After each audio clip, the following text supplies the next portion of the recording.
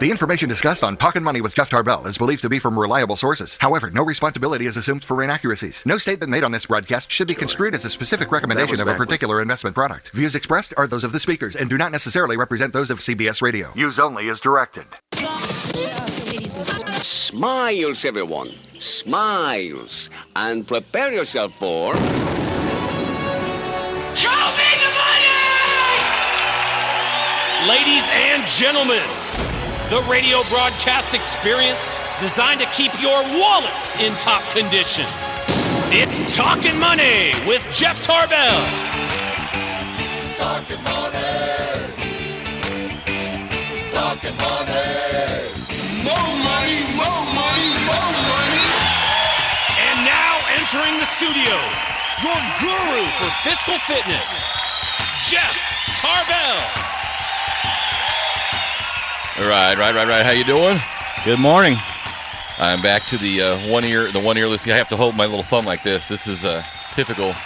I may have to switch my headphones out. Otherwise, everything will be in my right ear only. Let's turn my head to the left. There you go. How you doing? We are live in the smoke-filled theater of KHTK. Now it is. I guess all the El Dorado counties have blown down the river, huh? Yep. I didn't get any of that out there. Getting close to Amador County wineries, too. Yeah, I know. We have to shut this. We have to get ourselves a brigade.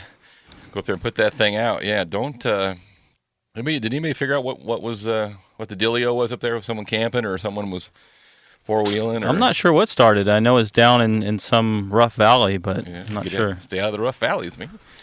Hey, we are live. John Fotero, Jeff Tarbell, Christopher Laud with his gangster headset on. What do you got there? What are you wearing there? What am I wearing? Yeah, what's on your head there? Oh, I just borrowed these headphones from somebody. Borrowed meaning that they knew about it. I found some headphones somewhere. Those are fancy. They are fancy. They're probably better than mine because I literally, if I don't hold my thumb like this, I can only hear out of one ear, which is probably just as good. So what's happening in your world there, Mr. V? Well, usually I give something like stupid or kind of funny, and this week we had Ray Rice, which is like really terrible. Found he knocked his then fiance out in the elevator. Well, they've seen the video. They haven't shown it, so people say that he knocked her out, and he gets a 2-game suspension for it, which is really absolutely insane. Whoa. I just blew myself out there. You're so excited you can't even control yourself there. Yeah, and so we have Josh Gordon from the Cleveland Browns right now, who's about to be suspended for a year for pot, which is now legal in a couple of states. So 1 year for smoking pot twice, 2 games for knocking out your fiance, now wife. And everyone's just like, wow, Goodell, way to take control. I don't even know what these punishments mean anymore, and no one knows what they mean anymore after this. I wouldn't want that job as a commissioner. It's just that's a difficult deal to deal with. So there we go, Chris. Thank you very much. You can text him directly if you like. I'll give you his phone number or number here in the studio 339-1140. 1-800-920-1140. You can text us if you so desire at 44-1140. John and I were just looking at each other this morning going, what was kind of the big story of the week? And we both had that kind of stupid blank look on our face like, what you got? There wasn't really, there was no market mover this week. Although another plane crashed, I think, this week, right? Was that earlier? Earlier in the week. So it's maybe Levi Stadium's getting some hype. People are down there checking out their seats and stuff. All the soccer getting ready to open. Chris has got to be down there for that game, I would imagine. I think Jesuit High School is actually getting a game to play down there too, against LaSalle.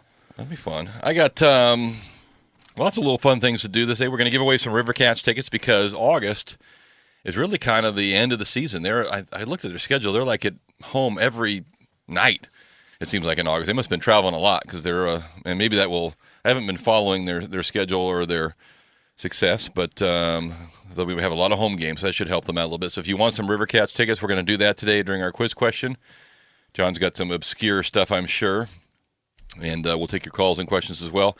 If you're around, it's summer. It seems like it's just a little bit of that summer lull, a little quiet, a little, I don't know, I did see something, I'll just do this because I try to stay out of the politics as it relates to, unless it relates to money, which basically it all does. But this is a very interesting, for those of you who will step out of the money just for a minute, excuse me, and taking a look at I don't know if I don't know if I could call this a opinion piece or not, but it was just kind of a summary of what's going on with Ukraine and Russia. Because quite honestly, let's be honest, we're all busy. We don't pay a lot of attention to what's going on, particularly if it doesn't happen in our backyard. And quite honestly, as soon as we found out there was no Americans on the plane that was blown out of the sky, then everybody looked like, well, I guess we don't have to do anything, whether that's right or wrong. But this was fascinating. This really is monetary based. And this is an article written by Gerald Seib, S-E-I-B, I'm not sure which. I apologize if I said that wrong, out of the Wall Street Journal. And he's talking about the comparison between Poland and Ukraine. Poland and Ukraine are neighbors, both formerly part of the formerly of the USSR together. So Poland and Ukraine split, became their own independent countries. Poland, a country of 38 million people at the end of the Cold War, turned kind of toward the West and said, "Hey, we want to be kind of more like Europe, maybe a little bit more like the United States. We want to be part of the EU, the European Union," and started to kind of act and be that way. And in 2004, became part of the EU. Ukraine, which is similar size, 44 million people, said, "No, we think we'll stick more like Russia." So they kind of both went their own ways and did their own thing. Poland, their GDP, their growth has been twice as fast as the Ukraine. They are, in fact, a very, very, not actually profitable, but they're doing very well. Their economy is doing very well. The people are doing well. They're starting to look and act like Europe. Ukraine is looking and acting more like Russia, and they're not doing well. So the theory behind the article here, which I think is very interesting, is that Russia's President Putin looked around and said, okay, what are we going to do here? Because the Ukraine now is looking around saying, hey, we're not doing so well. They actually this year have started making some moves to say, we want to become more like Poland. And President Putin said, if that happens, everybody else is going to, all these other little former USSR states, Russian states, are going to go that way also. I got to do something. So what did he do? He started his process of trying to merge Ukraine back in, bring them back in. In fact, the article suggests that his goal is to destabilize all of Europe to get them back to. So it was an interesting comment. And here's the part that kind of caught me a little bit. Polish Foreign Minister Radoslaw Sikorski said in an interview recently a couple things. One of them, which is, if the United States and the West had gotten involved earlier in the Ukraine, we could have solved a lot of this problem early on. And number two, a private conversation with the Polish foreign minister said the defense ties to the United States were almost worthless.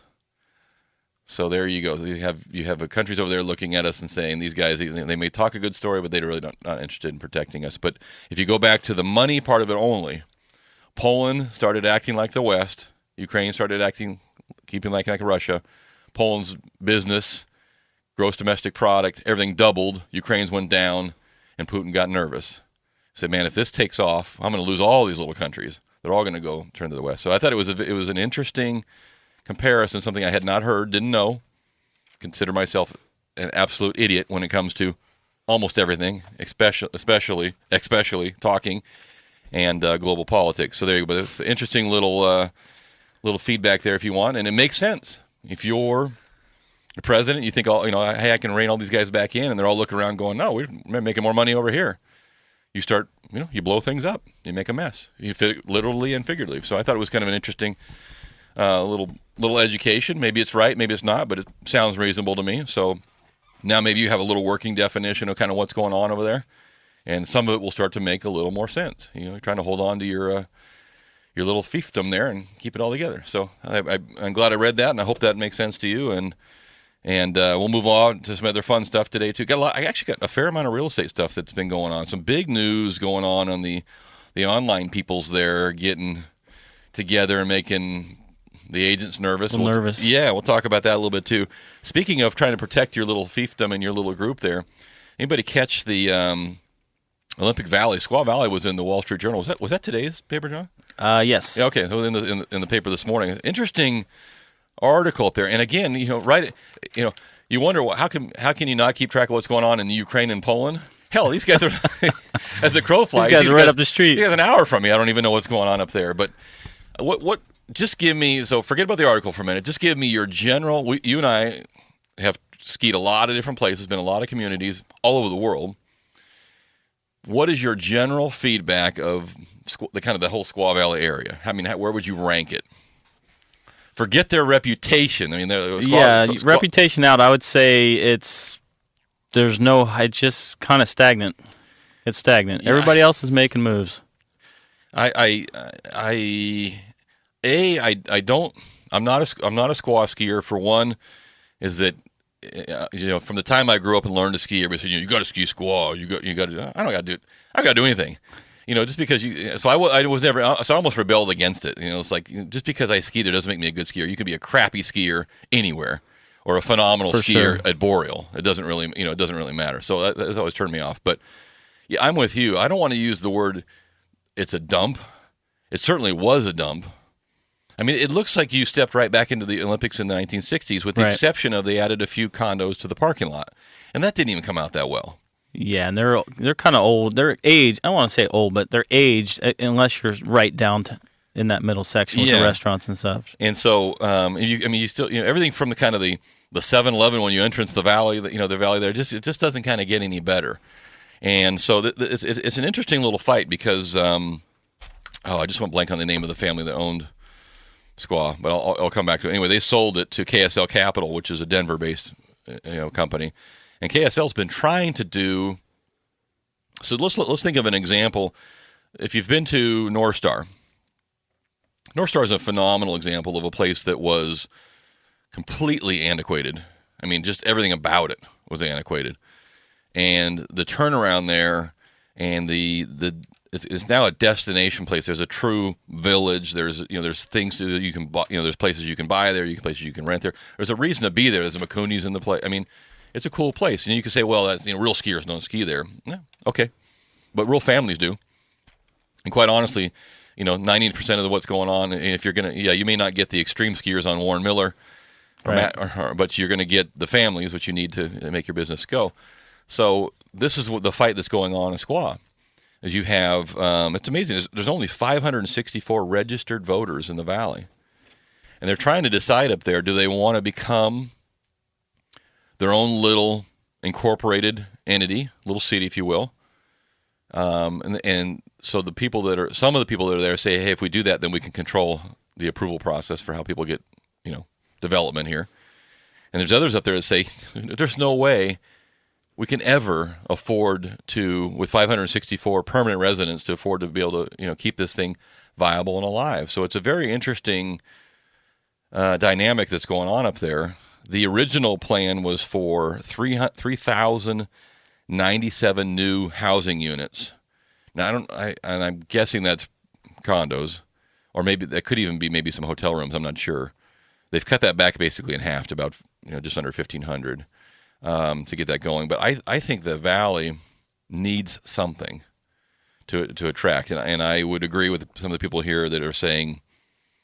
We're not big in it. We have to have something, some draw on there.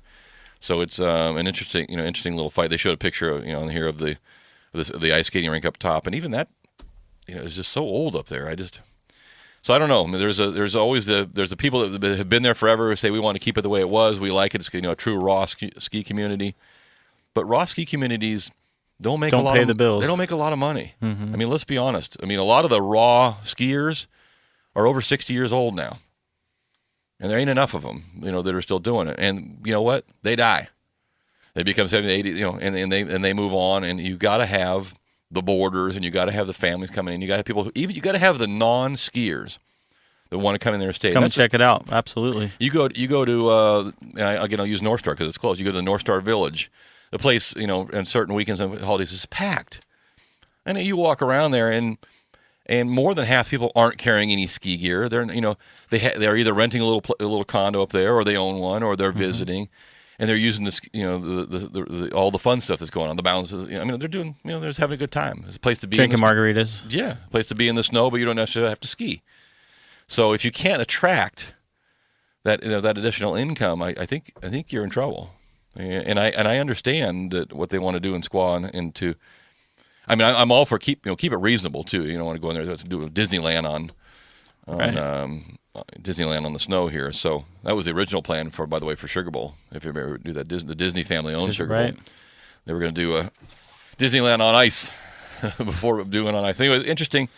If you have any thoughts on that, or you're from or familiar with that whole Tahoe Squaw Valley discussion, I'd love to hear from you, because a lot of you are probably way more intimately familiar than John or I. And you can chime in if you want today, 339-1140. Or if you're up there in the hills, 800-920-1140. And you can always text us at 441140 as well. So interested to get your input on that. Because, I don't got to live there. I go It does sound like they're trying to work together by reducing the number of homes and things like that. But all in all, they have to make some change. It's got to be a little bit dynamic to get, here's a company that comes in, buys it. Obviously, want to make some changes, build it up, and I don't know. It's a good fight. Well, good arguments on both sides. Interesting to see. Let's take our first break of the morning. We got some Sacramento River Cats baseball tickets for you. 339-1140 if you want to answer the quiz question. If you're texting me at 441140, make sure you either give me your full phone number if you want tickets. If you want to just text in your answer just to participate, that's fine. If you want us to send you out something, either give us your name and address or your phone number so Chris can call you back and get that information from you. Got a couple lines open, so it should be fairly easy to get your answer in. So what do you got on your plate? All right, I'm going to make this simple since it's Saturday morning and it could be tough. But Sony has a product that after 35 years is making a comeback. It's a little more expensive. That's a lot expensive. At a price of $700. What is this product that Sony has and is making a comeback? 339-1140, 1-800-920-1140. You can text us at 441140. And I'll get into that a little bit too. So what is Sony bringing back for $700? There better be a $600 bill and something else with it. You know the answer to that, give us a call. This is Talkin' Money. Good morning. John Fodorero, Jeff Tarbell. We're going to take a quick break. And we're going to be right back. Jack.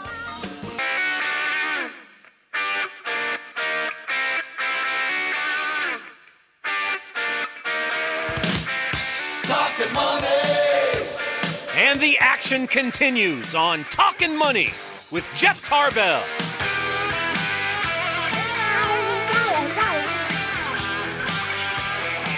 These guys are coming back to town, by the way. I heard that. I just cannot stand driving out to that field out in the middle. Way out there? Yeah, you can't even get an Uber out there. You got to get a goober or a horse Or a helicopter. or a heliocopter. Little Def Leppard there. Did we got a winner on our quiz question? I see a lot of answers here. No, they're not bringing back the VHS. That's long gone. One thing we are not going to see. So the biggest Sony product I can think of, I used to have one. Everybody had one. Put your little cassette in there, you drop some headphones on there, and make your mixtape. 35 years ago. 35 years ago. Hey, can I borrow your mixtape, man? And now we have the ZX1. Which you thought was the Corvette. I did. I was like, they're bringing back the Corvette? Sony bought Corvette? No, Sony's bringing back the Walkman. The Walkman. But Walkman. It doesn't look like a Walkman. It is not a plastic piece of junk anymore. No. It is a $700 premium technology for playing music. They cut out of one piece of like anodized something or another. It looks pretty cool. And apparently folks are waiting in line and can't get them. Now I am not a audio expert.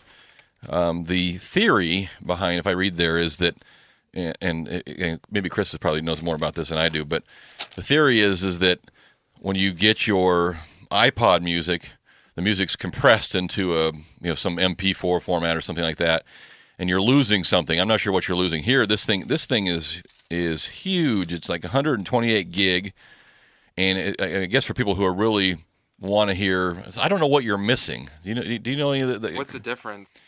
It just says that I guess this doesn't compress the music. So the reason it has to have such a bigger storage is it's not compressing the music down. So maybe you're getting more audio out of the thing, I guess. So I don't know how the MP4 technology works versus. That's one more thing in your pocket. Yeah. So you gotta. But I mean, hey, if you were, I don't know. If you listen to certain types of music, $700 is a lot. It's a lot of money. So, I mean, how much is? I mean, an iPhone's $3 and a good iPod. I mean, that's a lot of dough. And I can do a lot of things with it.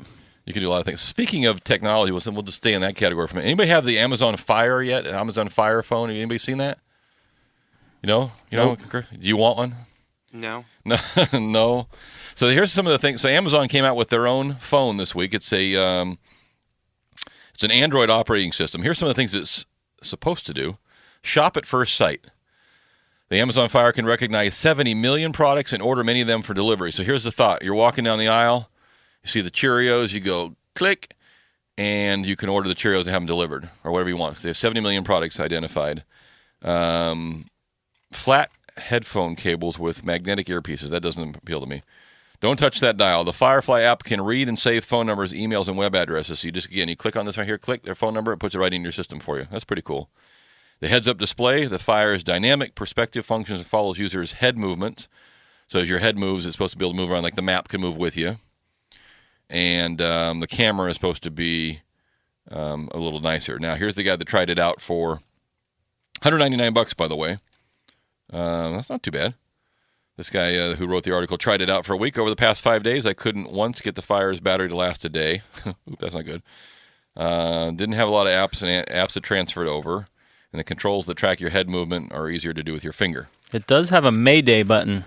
Which is what? That's you simply hit the Mayday button, and their tech advisors will appear on the screen in about 15 seconds to co-pilot you through any feature on the device. That's like the commercial with the girl on their tablet, right? You hit the thing, and she pops up and says, "Hey, idiot, how can I help you?" I could use that for a lot of functions. I don't think I'd like that. You don't like that? Chris actually hits the Mayday button at the wrong, inappropriate time. Mayday, this. Yeah, I can't get me to return my call. Anyway, okay. That's. I think that's all of my tech. No, that's not all my techno stuff. I got one more techno thing. Here you go. How much is it going to cost to get the? Anybody know what the lidar? A lidar is LIDAR. No. A lidar. You're a lidar. It's a liger. It's like from Napoleon Dynamite. I drew you a liger. This is a lidar. LIDAR, and it is that light detection and ranging system. So if you look on top of like Google's self-driving car thing that spins around, well, one of them might be a camera because it takes a lot of pictures. One of them is sending out different signals so it can pick up. That's how it tells where to stop and go. And the discussion is how do we get those in everybody's cars so we can start all not driving. I like driving for the most part. I mean, if I'm going somewhere long, it'd be nice to have the LiDAR control. What are you going to do, take a nap? Yeah, well, I could. I mean, think about it in just horrific traffic. You put on your GPS, I'm going to work, and you can start literally doing your text and doing some work, and the thing will just follow the cars and won't run into each other. So the conversation here on the techno page is the LiDAR. How much do you think a LiDAR system costs? A couple dollars. Yeah. Somewhere between $30,000 and $85,000. So it depends on how many actual LiDAR shootings. LiDAR shooters there are. How many of the the LiDARs there are in there. I think the little lasers that are shooting. Yeah. It's Saturday, man. My head is not working. So they're trying to figure out, is there a point where we can get enough of these built that we can get the cost down? But I mentioned to you this because I have a Jeep Grand Cherokee, and it does a couple cool things. And when I bought the thing, the guys said, this is probably a $40,000 car with $85,000 worth of technology in it. And I thought he was just blowing smoke. But you know what? He might be right. And I have a LiDAR in my Jeep in the front. So if you look at the front, there's the little round thing in the very bottom of it. That is a simplified version of this. And what it does, and this is how they think they'll start building on it. So I can put my vehicle in cruise control, and I can set how many vehicle spaces I want from the car in front of me. And it will automatically detect that difference, and it will automatically brake and or accelerate for me.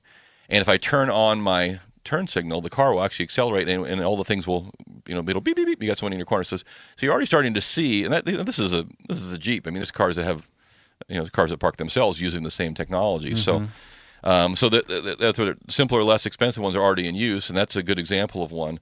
And so they're figuring out, okay, we'll start building on this, and maybe we don't need $80,000 worth of light detection systems in our car, but it's coming. I mean, it's here.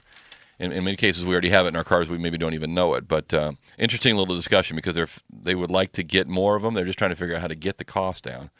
$85,000 just for the little buttons on the top make the car a little expensive. So anyway, now you know what a LiDAR is. A LiDAR. You're a LiDAR. You're a LiDAR. And we'll keep working on that. My last technology thing, I promise I'll get into all the real estate stuff. This one blew John away this morning, too. We were talking about just technology, and I was asking John, how do you think, if I just asked you outright, how do you think tablet sales are going? Booming. The Kindle Fire, what you see on there, the iPads. I mean, is this something that's going off the chart? And John said it's exactly that. I think it's probably kicking butt. And you looked at this. I showed him this little chart, and he's like, "You got the thing backwards or upside down." Exactly. This is the and if you think about it, everything that was old is new again. And what I mean is, you look at year-over-year percentage change in global tablet shipments. Okay, first quarter 2013, shipments of tablets, say that 5 times fast, up 125% from the previous quarter. The next quarter, 13, only 45%. The next quarter, about 30. First quarter 2014, 3.2%. So that still means there's a little bit more than last year. But, look at that. The chart is, so tablet sales are dropping through the floor. In fact, Apple just posted some of their profits this week. iPhone's kicking butt. iPad, not so good. And John and I, we were talking during the break. He's like, what do you think that's causing that? And I think there's two things. You look at Samsung's phone, one of the top selling phones. Sure. You look at has anybody seen the Apple 6 prototype yet? It is about 40% bigger than the current Apple, so it's more like the Samsung. So it's a little mini tablet. Watch a movie. Yeah. So all of a sudden you're asking yourself, okay, do I need to carry around, like Chris said, now there's another thing in your pocket, and I got to have the Walkman version 700. I got to have my iPhone. I got to have my tablet. I got to have my laptop. And pretty soon you guys say, okay, enough's enough. So what we're seeing is that we got the phones down. We got all the way down to the little flip phone. Hello. And now your phones are coming back up, and pretty soon we're going to have just a device that is not our tablet, and it's just everything. And we're going back in time, and you start looking at. Facebook posted their profits this week. Their profit was off the chart, more than expected, primarily from just applications off the phone, people buying stuff off their phone. We had our expert, our social media guy came in from Arizona. Troy came in this week. We started talking to some realtors about doing things. And again, forget the computer, forget all this stuff. People are going to do everything off their phone. Can I QR and take a picture of it? Can I do this? Can I apply through here? Everything is going to be, so it's got to be a little bigger, right? It's just a little bit bigger, a little more convenient. So tablet sales are the big sufferers, and so either you got to. But now you see like every 6 to 11-year-old with an iPad. Yeah, because their parents aren't using it. Because their parents aren't using it. So here you go. Here, use this $400 mechanism. You got it. My daughter's walking around with her old iPad. I still like to kind of walk around the house and use it. But if you have to do real business, then I want like the MacBook Air, or I want in my case I use a PC, but it's like that, right? Yep. Super thin. You were just asking me at lunch the other day, like I need to get one of them. And no matter where I go, it's in my backpack. If I'm traveling, I can go anywhere in the world as long as I got some Wi-Fi. But I either need that or I need this. I don't carry my iPad anywhere anymore. So it's an interesting change. So the tablet computer may be one of those fads you just don't see too much anymore. Maybe kind of a hybrid of something. So you want to take another quiz question? This is not a quiz question, but I'll tell you this is a sad. Anybody know Felix Trinidad? Ever heard of Felix Trinidad? Yeah. There used to be a sport called boxing we used to watch. Some of us still do. So I know. Some of us still do. Felix Trinidad made about $86 million in his career. That's a lot of money, but a lot of money the hard way, getting your head beat in. He invested $63 million in Puerto Rican municipal bonds. Now, normally, I would tell you investing in bonds, fairly safe because it generates an income. And so he was using a financial advisor. But he put all his money, according to this, in one country's municipal bonds, and they went under. And so, for the most part, he lost about $60 million in bad debt in one bond. So there's an article here that he's going after his financial advisors, and I would too. If anybody advised anybody to put all their money in one instrument, that is not good. So after a full career of making $86 million, probably most of that money is now gone. And that is a lesson for all of us. We don't have to make $86 million. You can make $86,000 this year. You can make $8,600. If you're going to put some money anywhere, don't put it all in one pot. You buy less my pocket. Oh, the John Federer pot. Okay, we got to take another quick break. We got a couple phone lines open if you want to jump in. Okay, we kind of threw out the question there about Squaw Valley and the valley up there. What do you think they should do with that area up there? Should they leave it alone, leave it natural, or do some sort of development up there? I don't know. If nothing else, fix up the 7-Eleven there at the stoplight. I don't care. Do something.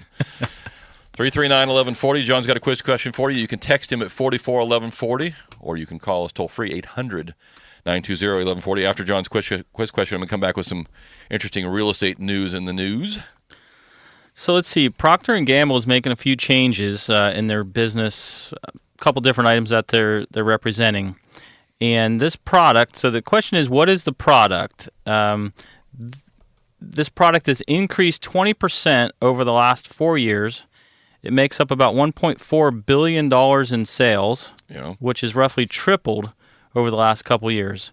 What product are some of these companies, such as Procter & Gamble, turning to? Yeah, and maybe you can give there's a counterpart to that because they're losing some business in other divisions, right? So yes, trying to figure out a way. So it's a flip flop. Yeah, okay. If we give the flip, we'll give the flop. So that's right. So Procter & Gamble is one of their business lines is picking up dramatically and will continue to do so by definition. If you know the answer to that, 339-1140. So think about it. One of their other product lines or similar product lines is going down relatively correct. 339-1140, 1-800-920-1140. You can text us at 441140. This is Talkin' Money. John Federer, Jeff Tarbell. We're going to take a quick break. And be right back, Jack.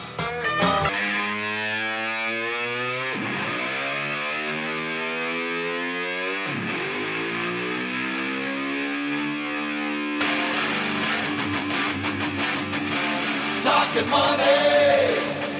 And we're back to Talkin' Money. And here's Jeff Tarbell. That guy sold his soul to the devil, I'm telling you right now. That's a fact. If you only got to live once, you might as well do it like that. We are back. We did not get a winner to our quiz question, so I'll give you a little hint. The question was that, what was it, John? Was it Procter & Gamble? Correct. Okay. So their sales of one product are up how much? 20%.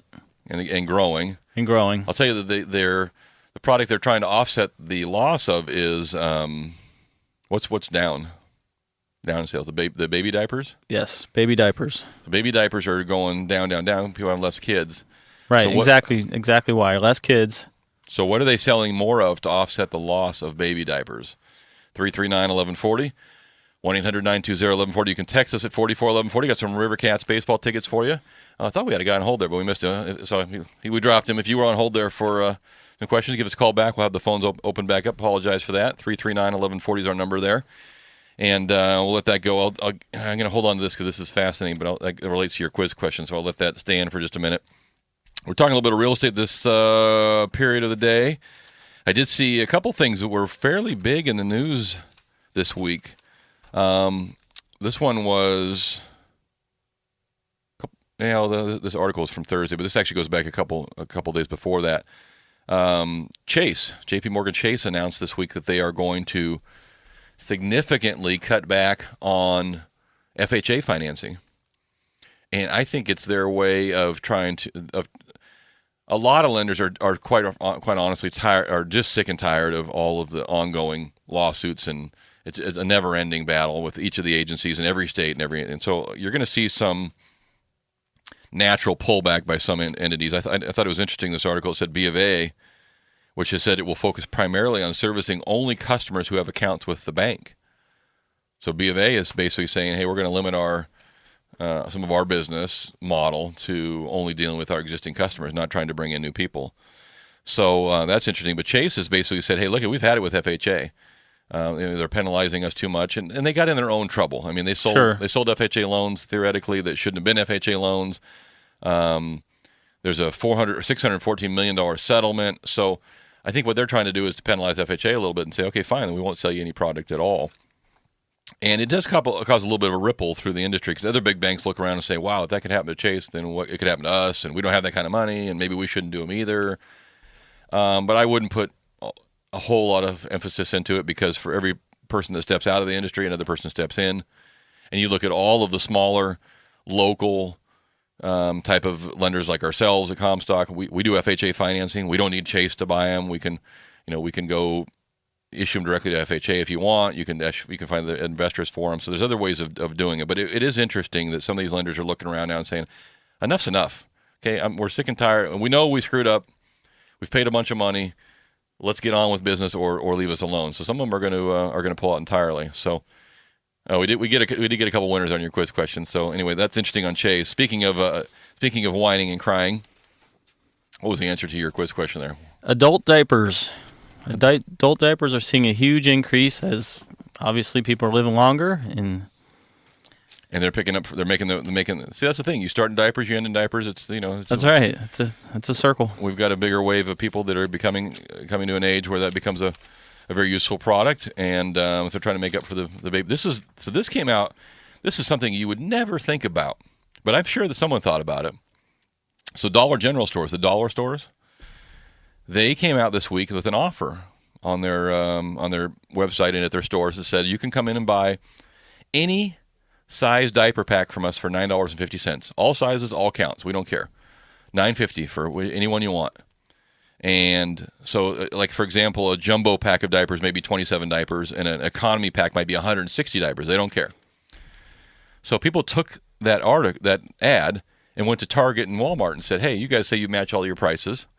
We want you guys to match this."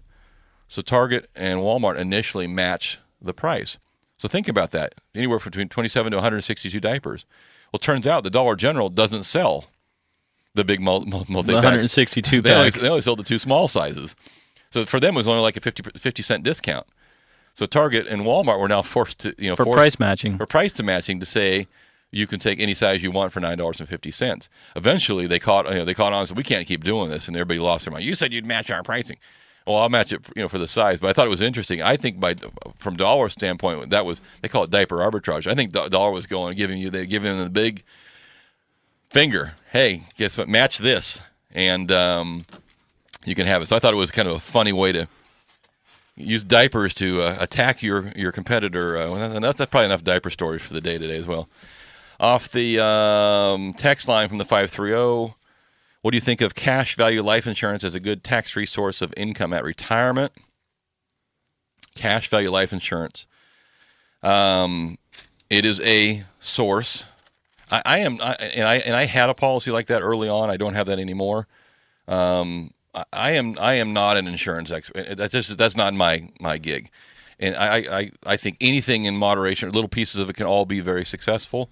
But the problem, the story out of this story from Felix Trinidad was he put all his money in one investment, and I know that's what they were trying to do. They were trying to get bond income. And in theory, I'd say that's a good way to do it, rather than buying speculative stuff. But you bought it in a country that's not known. Probably the reason they bought it was that country was advertising rates that were way higher than everybody else because they knew you're probably not going to get your money back. And to put it all in there is not only catastrophic, it's criminal.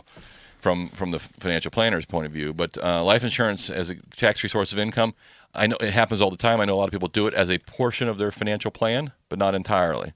Again, which life insurance company are you using? If they're advertising you too good to be true, right? Voila. What's their balance sheet look like? Too good to be true. So who looks at, you ever use, here's a couple of these sites that I have never even heard of, and they're on the top chart. So Zillow, I use Zillow all the time. Every single day, all day, I use Zillow. People call in, hey, I want to talk to you about refinancing a house. What's the address? I look it up. Doesn't necessarily mean it's always right, but it's close. It gives me an idea. Starting point. If I say my house is worth $1 million and Zillow says it's worth $150, what are we missing here? There's a difference. We might dig a little deeper. Trulia, I don't use much. You use Trulia at all? No, not much. Move.com. Have you ever heard of them? Never even heard of it. They're third on the list, John. Where have you been? Homes.com, for rent.com, I have heard. Redfin, I've used quite a bit. Their site's pretty good. Apartments.com, MSN, Coldwell Banker, Movado, and Century 21. The most popular real estate sites for visitors in the country. And those last ones don't get a lot compared to the big ones.